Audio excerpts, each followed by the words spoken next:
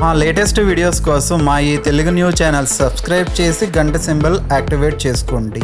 రేపు అష్టమి శుక్రవారం, చాలా పవిత్రమైన రోజు. అయితే ఈ రోజు ఉదయం నిద్రలేవగానే దీనిని ఇంటి బయట విసిరివేయండి చాలు. 24 గంటల్లో ఇల్లంతా డబ్బుతో నిండిపోతుంది. మీ దౌర్భాగ్యం మొత్తం తొలగిపోతుంది. దుఃఖం పోతుంది. కష్టాలు కన్నీళ్లు పోయి మీరు చక్కగా కోటీశ్వరులాగా మారుతారు. వద్దన్నా మీ ఇంట్లోకి ధనం దూసుకు వస్తుంది. కనుక శుక్రవారం రోజు తప్పక ఈ చిన్న పరిహారాన్ని చేశారంటే అద్భుతమైన ఫలితాలు వస్తాయి. మీకు దరిద్రబాధల నుండి విముక్తి కలుగుతుంది. లక్ష్మీదేవి అనుగ్రహం సిద్ధిస్తుంది. ఎవరైతే ఎక్కువగా ఇబ్బందులు పడుతూ ఉంటారో, ఎప్పుడు చూసినా మాకు దుఃఖమే కలుగుతుంది, ఎప్పుడు చూసినా మాకు కష్టాలే వస్తూ ఉంటాయి, మా జీవితం మీద విరక్తి వస్తుంది అని దిగులు పడే ప్రతి ఒక్కరూ కూడా శుక్రవారం పూట ఈ పరిహారం చేసుకోవచ్చు. ఈ పరిహారం చేయటం వలన 24 గంటల్లోనే మీ జీవితం మారుతుంది. ఒక్క రోజులోనే ఫలితాలను పొందుతారు. మరి ఇంతకీ శుక్రవారం రోజు నిద్రలేవగానే దేనిని బయటపడేయాలి అనే విషయాన్ని ఈరోజు మనం ఈ వీడియోలో వివరంగా తెలుసుకుందాం. అంతకన్నా ముందు లక్ష్మీదేవికి అలక్ష్మీదేవికి మధ్య గొడవ వచ్చినప్పుడు ఏం జరుగుతుందో తెలిపే పవిత్ర కథను విందాం. ఈసారి లక్ష్మీదేవి జ్యేష్ఠాదేవి ఇద్దరూ మాట్లాడుకుంటూ ఉన్నారు. మాట్లాడుతూ జ్యేష్ఠాదేవి లక్ష్మీదేవితో ఇలా అంటుంది. లక్ష్మి, చాలా రోజుల నుండి నా మనసులో ఓ సంశయం ఉంది. ఆ సందేహాన్ని నిన్ను అడగాలా వద్దా అని చాలా రోజుల నుండి ఆలోచిస్తూ ఉన్నాను అంది. అప్పుడు లక్ష్మీదేవి, అక్క, నీకు ఏం సందేహం ఉంది? ఏ విషయం గురించి అడగాలనుకుంటున్నావో అడుగు అని అంది. అప్పుడు జ్యేష్ఠాదేవి ఇలా అంటుంది. లక్ష్మి, మనమిద్దరము అందంలో సమానంగా ఉంటాము. కానీ జనాలు నిన్నే ఎందుకు ఎక్కువ ప్రేమిస్తూ ఉన్నారు, ఆదరిస్తూ ఉన్నారు? నేను ఎక్కడికైనా వెళ్ళినట్లయితే అక్కడి వారి ముఖాల్లో నుండి చిరునవ్వు వెళ్ళిపోతుంది. అందరి ముఖాల్లో నిరాశే కనిపిస్తుంది. నన్ను దరిద్ర దేవత అని అంటారు. నేను ఎవరి ఇంటికి రాకూడదని అందరూ కోరుకుంటూ ఉంటారు. ఎవరు నన్ను ఆదరించట్లేదు, ప్రేమించట్లేదు. మనమిద్దరము అక్కా చెల్లెళ్ళము. మరి ప్రజలు మన ఇద్దరిని ఒకేలాగా ఎందుకు చూడట్లేదు అని అడుగుతుంది. అప్పుడు లక్ష్మీదేవి ఇలా అంటుంది. అక్క, గౌరవ మర్యాదలు అనేవి అందంగా ఉంటే లభించవు. ఆదరించబడాలంటే మంచి కర్మలు చేయాలి. ఈ ప్రపంచంలో మనుషులు ఎవ్వరినీ ఊరకే గౌరవించరు. ఎవరైతే మంచి కర్మలు చేస్తారో వారినే గౌరవిస్తారు. మనం జనాల హితం కోసం పనిచేసినట్లయితే, దాని వలన వారికి మంచి జరుగుతున్నట్లయితే ఖచ్చితంగా జనాలు మనల్ని ఆదరిస్తారు. అందుకే ప్రజలు నన్ను గౌరవిస్తున్నారు. నేను ఎప్పుడు ఎవరి ఇంట్లోకి వెళ్ళినా వారికి సుఖము సంపదలు ఇస్తున్నాను. వారి ఇంటిని ధనధాన్యాలతో నింపుతున్నాను. నేను వారికి మంచి చేస్తున్నాను కనుక వారు నన్ను ప్రేమిస్తూ ఉన్నారు. కానీ నీ స్వభావం భిన్నమైనది. నువ్వు ఎవరి ఇంట్లో అడుగు పెడితే వారి ఇంట్లో సుఖ సంతోషాలనేవే ఉండవు. పేదవారిగా మారిపోతారు. అనారోగ్యాల బారిన పడతారు. గొడవలు పడతారు. వారి జీవితం దుఃఖంతో నిండిపోతుంది. అందుకే ప్రజలు నిన్ను చూస్తేనే భయపడిపోతారు. నిన్ను అందుకే ఎవ్వరూ ఆదరించటం లేదు. నిన్ను జనాలు ఆదరించాలంటే జనాల కోసం నువ్వు పనిచెయ్యి. నీ సేవ సహాయాలతో వారి మనసును గెలుచుకో అని చెప్పింది. లక్ష్మీదేవి చెప్పిన మాటలు జ్యేష్ఠాదేవికి అస్సలు నచ్చలేదు. అప్పుడు ఆమె మనసులో ఈ లక్ష్మీదేవిని అందరూ గౌరవించటంతో గర్వం పెరిగినట్టుంది.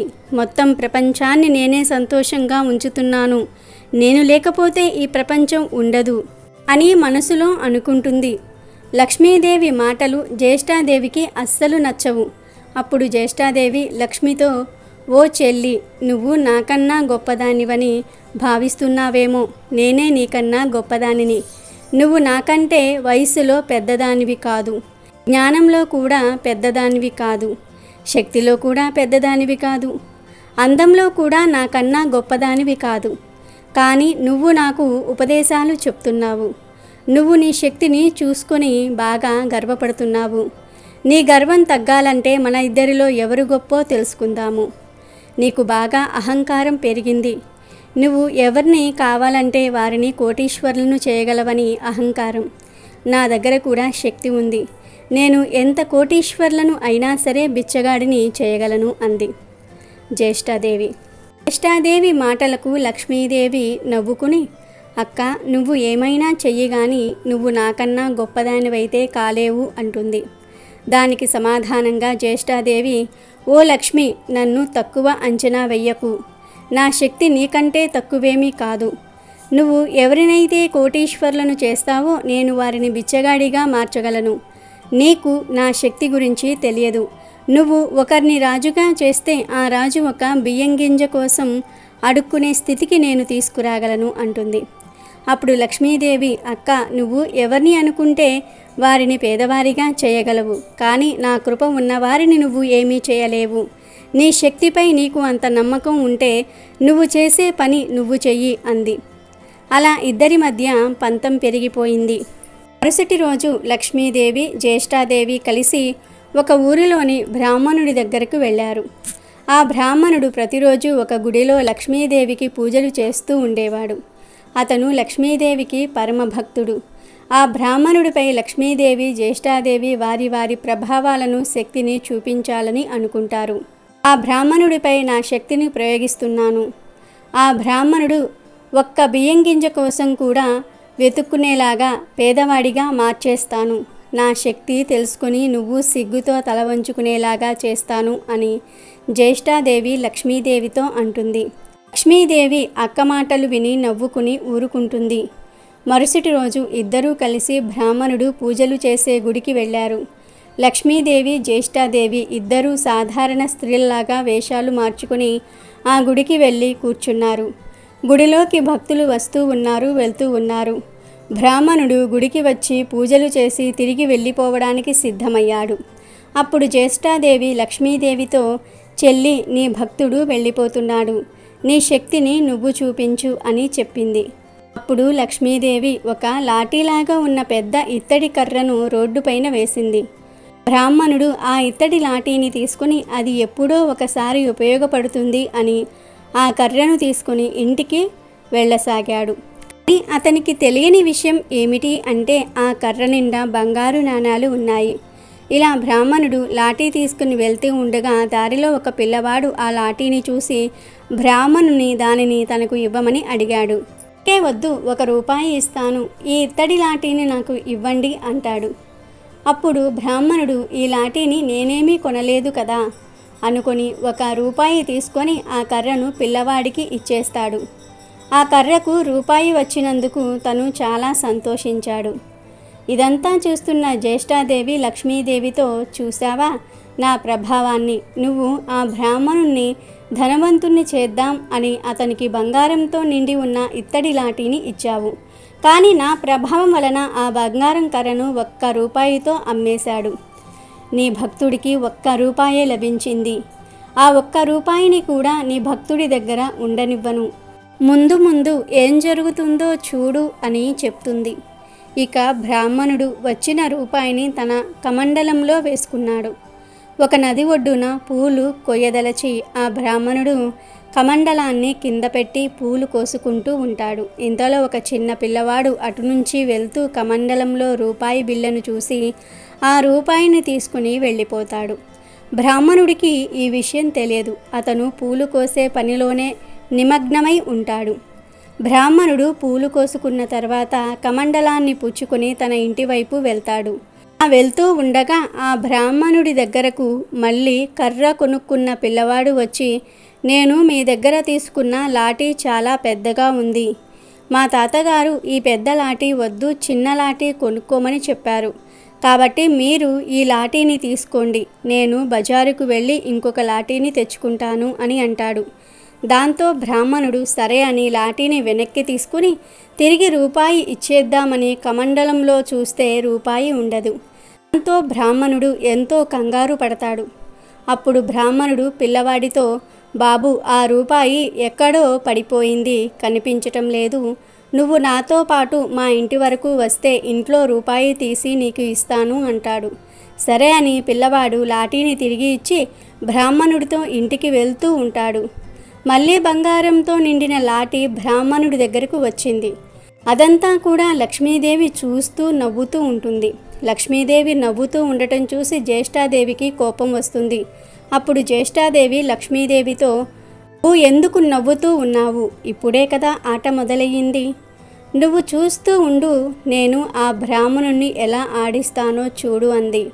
ఇంకోవైపు బ్రాహ్మణుడు లాఠీని పిల్లవాడిని తీసుకుని కొంచెం ముందుకు వెళ్ళగానే ఒక వ్యక్తి వచ్చి, అయ్యా, మా పిల్లవాడు తెలియక మీ కమండలంలోని రూపాయి కాయిన్ తెచ్చేశాడు, క్షమించండయ్యా అని చెప్పి రూపాయి బిళ్ళను తిరిగి బ్రాహ్మణుడికి ఇచ్చేశాడు. అప్పుడు బ్రాహ్మణుడు, ఏం పర్వాలేదు, చిన్న పిల్లవాడు కదా, తెలియక తప్పు చేశాడు, వదిలివేయండి అని అంటాడు. తర్వాత ఆ వ్యక్తి అక్కడి నుండి వెళ్ళిపోగానే బ్రాహ్మణుడు ఆ రూపాయిని తన వెంట వచ్చిన పిల్లవాడికి ఇచ్చి పంపివేస్తాడు. ఇక పండితుడు ఒక చేతిలో కమండలాన్ని, ఒక చేతిలో ఇత్తడి లాఠీని పట్టుకుని ఇంటికి నడుస్తూ ఇలా అనుకుంటాడు. నిజంగానే ఈ లాఠీ చాలా పెద్దదిగా ఉంది. దీనిని ఇంట్లో అటక పైన పెట్టేస్తాను. ఇది ఎప్పుడో ఒకప్పుడు ఉపయోగపడుతుంది అని అనుకుంటాడు. లక్ష్మీదేవి ప్రభావంతో జరుగుతుందంతా కూడా చూసి ఈర్ష్యతో జ్యేష్ఠాదేవి ఇలా ఆలోచిస్తుంది. ఇప్పుడు నేనేమి చెయ్యాలి? పండితుడు ఇంటికి దగ్గరగా వచ్చేశాడు. ఆ బంగారం లాఠీ తన దగ్గరే ఉంది. ఇలా అయితే అతను ధనవంతుడు అయిపోతాడు అని చాలా కంగారు పడింది. ఏ ఆలోచన రాలేదు. చివరికి జ్యేష్ఠాదేవి ఆ బ్రాహ్మణుణ్ణి చంపేయాలి అనుకుంటుంది. అప్పుడు ఆమె లక్ష్మీదేవితో, చూస్తూ ఉండు, నేను ఆ బ్రాహ్మణుడి ధన సంపత్తి మొత్తాన్ని నాశనం చేస్తాను, దానితో పాటే వాడి ప్రాణాలు కూడా తీస్తాను అని చెప్తుంది. తర్వాత జ్యేష్ఠాదేవి ఒక పామును సృష్టించి బ్రాహ్మణుడి దగ్గరికి పంపించింది. జ్యేష్ఠాదేవి యొక్క క్రూరత్వాన్ని చూసి లక్ష్మీదేవి అస్సలు కంగారు పడలేదు. బ్రాహ్మణుడికి ఒక పాము తన వైపే రావటం కనిపించింది. పామును చూసి బ్రాహ్మణుడు చాలా కంగారు పడతాడు. తన ప్రాణాలు కాపాడుకోవటం కోసం పాముకు దూరంగా పారిపోయే ప్రయత్నం చేస్తాడు. కానీ ఆ పాము మాత్రం పండితుడి వెంటే పడుతుంది. ఎంత పరిగెత్తినా ఆ బ్రాహ్మణుడి వెంటే వెళ్తూ ఉంటుంది. అప్పుడు బ్రాహ్మణుడు ఆ పాముతో, ఓ నాగరాజా, నేను నిన్ను చేతులు జోడించి అడుగుతున్నాను. నేను నీకు ఏ హాని తలపెట్టలేదు, కానీ నువ్వు నా వెనకాలే ఎందుకు పడుతున్నావు? వెంటనే వెళ్ళిపో. నేను ఒక పేద బ్రాహ్మణుణ్ణి. అనవసరంగా నన్నెందుకు వెంబడిస్తూ ఉన్నావు? త్వరగా వెళ్ళు, లేదంటే నేను బ్రాహ్మణుణ్ణి అనే విషయాన్ని ఒక నిమిషం మర్చిపోయి నిన్ను చంపేస్తాను అంటాడు. ఎంత చెప్పినా పాము వినదు. కోపంగా బ్రాహ్మణుణ్ణి కాటువేయడానికి వస్తుంది. ఇక బ్రాహ్మణుడు చేసేదేమీ లేక ఆ ఇత్తడి లాఠీతో పామును కొడతాడు. లాఠీ 2 ముక్కలవుతుంది. దానిలోని బంగారు నాణేలు బయటకు వచ్చి పడతాయి. ఆ బంగారం చూసి బ్రాహ్మణుడి నోటిలో నుండి మాటలు రావు. కాసేపు తను అలా స్తంభించిపోతాడు. కొంత సమయం తర్వాత తేరుకుని, ఇక ఈ రోజుతో నా పేదరికం తొలగిపోయింది అని చాలా సంతోషిస్తాడు. పామును కొట్టడం వలన ఆ పాముకు చాలా దెబ్బలు తగులుతాయి. దాంతో ఆ పాము చెట్టు త్వరలోనికి వెళ్ళిపోతుంది. ఇక బ్రాహ్మణుడు తను నమ్మిన ఆ లక్ష్మీదేవియే ఈ బంగారాన్ని ఇచ్చిందని భావించి లక్ష్మీదేవికి జైజేలు పలుకుతూ ఆ బంగారాన్ని తీసుకుని ఇంటికి వెళ్ళిపోతాడు. అప్పుడు లక్ష్మీదేవి జ్యేష్ఠాదేవితో, చూశావా అక్క, గొప్పతనం అనేది ఇవ్వటం వలన, ఒకరికి సాయం చేయటం వలన వస్తుంది. అంతేగాని ఎదుటివారిని బాధ పెట్టడం వలన, ఎదుటివారి చెడు కోరుకోవటం వలన గొప్పతనం అనేది రాదు. ఒకరిని కష్టపెట్టి సంతోషంగా ఉండాలి అనుకునేవారు ఎప్పటికీ సంతోషంగా ఉండరు. ఎదుటివారి సంతోషంలో తమ సంతోషాన్ని వెతుక్కునేవారే ఎప్పుడూ సంతోషంగా ఉంటారు. ఎదుటి వాళ్ళ సంతోషాన్ని పాడు చేసేవారు ఎప్పటికీ గొప్పవారు కాలేరు అని చెప్పింది. కాబట్టి లక్ష్మీదేవి జ్యేష్ఠాదేవితో చెప్పిన ఈ మాటలు గుర్తుపెట్టుకుంటే చాలు, ఇక పేదవాడు కూడా ధనవంతుడు అవుతాడు. స్వయంగా లక్ష్మీదేవి మీ ఇంట్లో తిష్ట వేసుకుని కూర్చుంటుంది. ఇక వీడియోలోకి వస్తే, ఈ పరిహారానికి మీరు పెద్దగా కష్టపడవలసిన అవసరం కూడా లేదు. ఇంట్లో ఉండే వస్తువులతోనే ఈ పరిహారం చేసుకోవచ్చు. ఏమీ లేదు, ఒక వస్తువును తెచ్చుకొని ముందు రోజు ఇంట్లో పెట్టుకొని మరునాడు ఆ వస్తువును తీసి బయటపడేయాలి. ఇలా బయటపడేస్తే మీకు ఉండే సమస్యలన్నీ కూడా పోతాయి. అద్భుతమైన ఫలితాలు వస్తాయి. సులభంగా సమస్యల నుండి బయటపడగలుగుతారు. ఈ పరిహారానికి మెయిన్గా కావాల్సింది ఏమిటి అంటే నిమ్మకాయ. అసలు ఏం చేయాలి అంటే, ముందు ఒక మంచి నిమ్మకాయను తీసుకోండి. అంటే మచ్చలు లేకుండా కుళ్ళకుండా ఉన్న మంచి నిగనిగలాడే నిమ్మకాయను తీసుకోండి. ఆ నిమ్మకాయను నిలువుగా పైనుండి 4 భాగాలుగా కొయ్యండి. పోసిన తర్వాత ఈ నిమ్మకాయ మధ్యలో 7 సార్లు చిటికెడు కుంకుమను వేయండి. ఆ తరువాత ఒక తమలపాకు తీసుకొని ఆ ఆకు మీద కొంచెం గల్లులుప్పును కూడా వేసి ఆ ఉప్పు మీద నిమ్మకాయను పెట్టండి. ఇదంతా కూడా మీరు ఉదయం నిద్ర లేవగానే కాలకృత్యాలు తీర్చుకొని పనులు పూర్తి చేసుకుని స్నానం చేసుకుని ఎంత త్వరగా వీలైతే అంత త్వరగా ఈ పరిహారాన్ని చేసుకోండి. ఉప్పు మీద నిమ్మకాయను పెట్టిన తర్వాత ఈ తమలపాకును మీ ఎడమ చేతిలో పట్టుకుని ఒక్కసారి ఇల్లంతా తిరగండి. ఇంట్లోని అన్ని గదుల్లో తిరగండి. అలా తిరిగేటప్పుడు ఈ ఇంట్లో ఉన్న చెడంతా కూడా పోవాలి, మా కష్టాలన్నీ కూడా పోవాలి, లక్ష్మీదేవి మా ఇంటికి రావాలి, ధన సంపాదన పెరగాలి అని మనసులో సంకల్పం చెప్పుకోండి. ఇలా ఇల్లంతా తిరిగిన తర్వాత ఆ నిమ్మకాయను తమలపాకు ఉప్పుతో సహా మీ ఇంటి బయటికి తీసుకుని వెళ్ళి రోడ్డు మీదకి విసిరివేయండి. అందరూ నడిచే రోడ్డు అయినా పర్వాలేదు, మీరు ఎంత వేగంగా విసరగలిగితే అంత వేగంగా వీటిని బయటికి విసిరివేయండి. ఇలా చేస్తే 24 గంటల్లో మీకు ఉన్న కష్టాలు మొత్తం పోతాయి, మీ జీవితం అద్భుతంగా మారుతుంది. కనుక మీరు కూడా అష్టమి రోజు ఈ చిన్న పరిహారం చేసి మీకు ఉన్న కష్టాలను తొలగించుకొని ఆనందంగా జీవించండి. అమెజాన్లో బెస్ట్ డిస్కౌంట్స్ కోసం వీడియో డిస్క్రిప్షన్లో లింకు ఉంది, చూడండి. అలాగే మా టెలిగ్రామ్ ఛానల్ సబ్స్క్రైబ్ చేసుకోండి.